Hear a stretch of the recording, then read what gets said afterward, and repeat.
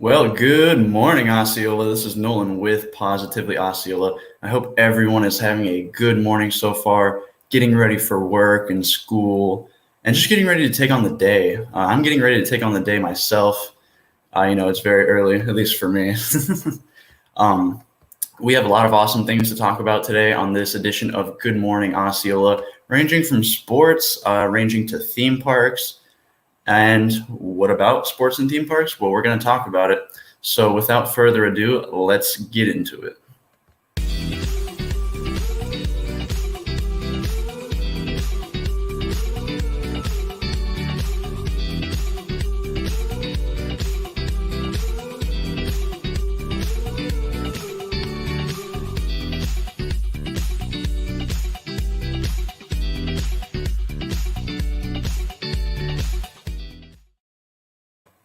All right, so our first topic is about Universal's Mardi Gras. So the good times continue to roll at Universal Orlando's Mardi Gras, with 10 of the biggest names in music set to take the center stage for exciting live concerts all throughout March. Now, while LL Cool J and awesome DJ, I think he's won a Grammy also, Marshmello, have already performed, they still have some amazing talent to play, such as the amazing Khalid, Becky G, and Seal, and more coming. Don't miss the parades, food, and overall fun at Universal's Mardi Gras.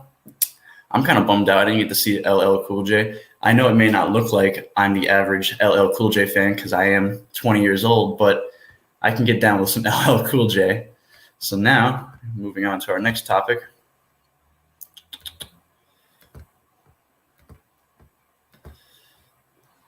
Talking about wrestling.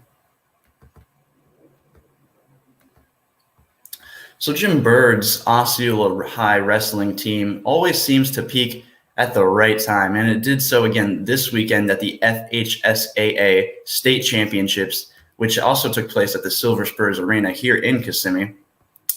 3 Cowboys claimed titles in the Class 3A meet, making it the 16th straight year Osceola has had at least one individual state championship, or champion, sorry. Gunnar Holland, a sophomore, won his second consecutive championship. Osceola saw junior Cooper Haas win his third straight state title, topping the 138-pound class, while sophomore Anderson Heap won his first at 126 pounds after a year of finishing second at 113. So big congratulations to those Cowboys. And also, that's an amazing the 16th straight year. That's something to be proud of right there. That's awesome stats there. So now we're going to be moving on, talking about Dreamshapes coming. Well, it already is here in Osceola County. Let me try to fix that up. I can't, never mind. The Florida Sculptors Guild mission is to enrich, include, and educate the community about the sculptural arts and its partnership with Osceola Arts. It will give the community an opportunity to experience the sculptured arts like never before in Osceola County. The Sculptured Arts exhibit Dreamshapes, works by members of the Florida Sculptors Guild, will be on display in the Osceola Arts Galleries through April 1st. I did an interview with these people, and let me just say the work that they do is phenomenal. I would love to go back. It's a free event at Osceola Arts. I totally recommend you guys go check it out. It's a great time. If anybody likes, I'm not even a big art person personally, but I did enjoy myself there. So I think you would too. So yeah, check out Dreamshapes. So now, our next topic, baseball. So baseball takes center stage as spring sports kick into high gear this week. 4 county schools and 2 of last year's top teams look to build off last year's success.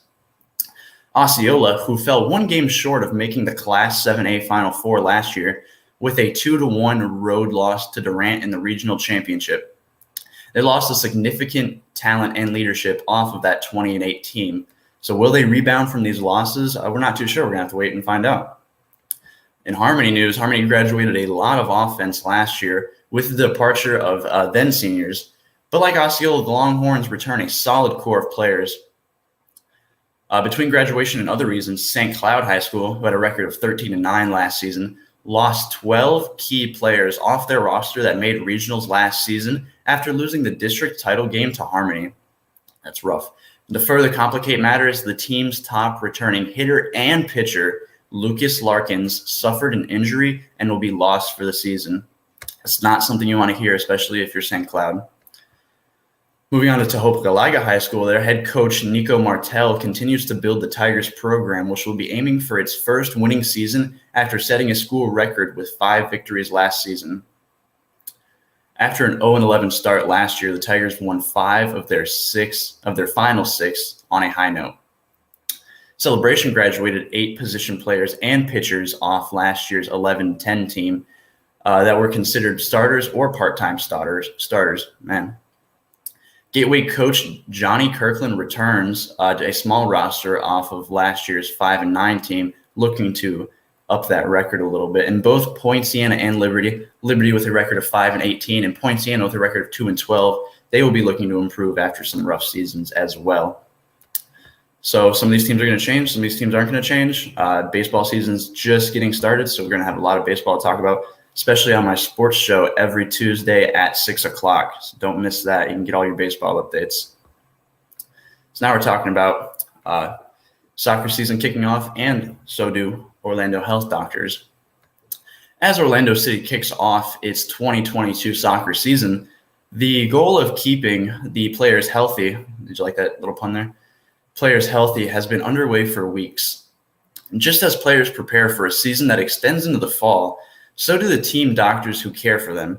The physicians at Orlando Health Jewett Orthopedic Institute, the team's official medical provider, completed preseason medical exams in January and have logged baseline records for each player.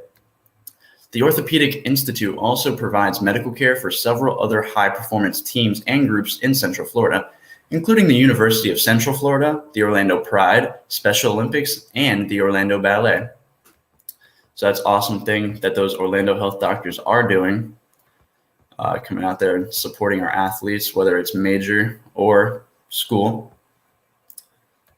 Now we're talking about Epcot. Personally, one of my favorite Disney parks is Epcot. It's returning its International Flower and Garden Festival, which runs through July 4th, 2022. There's going to be cultivating fresh experiences for the entire family as part of the world's most magical celebration honoring Walt Disney World Resort's 50th anniversary. Is it 50th? I don't know why for some reason I thought it was longer, but 50 does sound right. Over the course of 125 days, the event is one of the longest flower and garden festivals in the United States, encompassing more than 300 acres. Wow.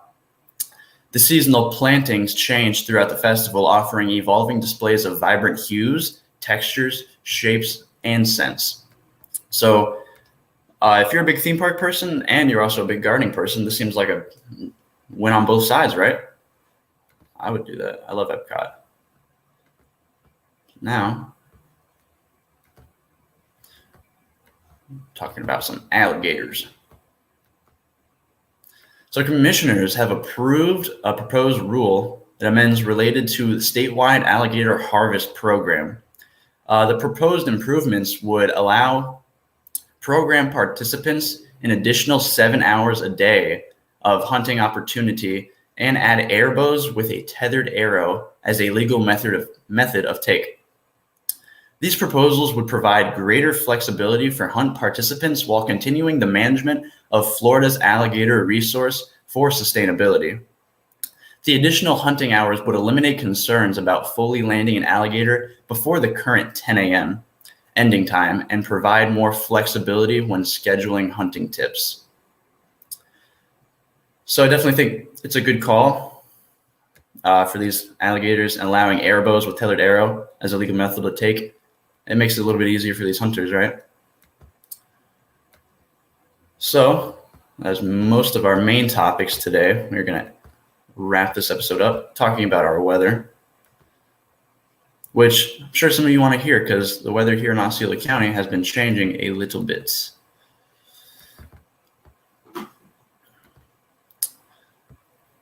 So, as you can see there, a lot of rain lined up for this week. It hasn't been like this for a while now. I'd at least say maybe 2 months. I mean, we've had like some showers off and on, but this is a week set with constant rain all the way until Sunday. And we got some nice highs of 90, 88. And then once we get into Sunday, it starts getting a little bit cooler. So hopefully it's only raining when it's convenient for you guys, even though it's never convenient. Let's be real here. Is raining ever convenient for us? No, it's always looking to bite us in the butt. So just stay dry, be prepared for that. I will most certainly try to be prepared for that. So that's going to be it for this episode of Good Morning Osceola. This is Nolan with Positively Osceola. And along with the community, we're making a positive difference in and around Osceola County. Thank you guys for watching so much. I will be back. Tune in. I'm not too sure when my next show is. I'll have to look. It flew out of my mind. But yeah, with no further ado, I am out of here.